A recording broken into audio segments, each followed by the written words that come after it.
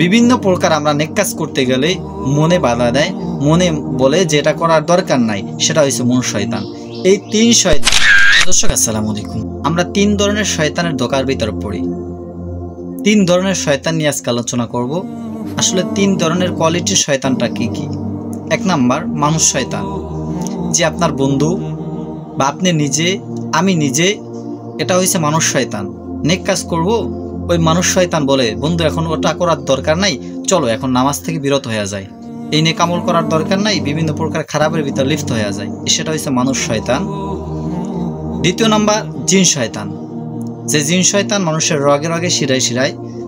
জিনের কথা আল্লাহ তাআলা বলতেছেন মানুষ জাতি এবং জিন জাতি, ওই জিন শয়তান মানুষকে ধোঁকা দেয়, যেটাকে বলে ইবলিশ শয়তান। আমরা সেই শয়তান মানুষের বিভিন্ন প্রকারে ধোঁকা দেয়।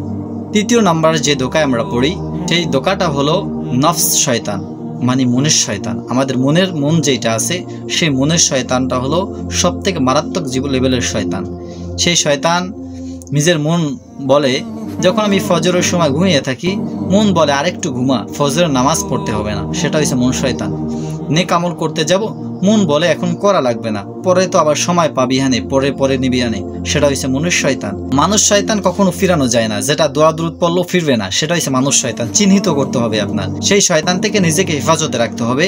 আল্লাহ তাআলা আমাদেরকে 3 শয়তানের প্রতারণা থেকে হেফাজতে থাকার তৌফিক দান করুক, আমিন।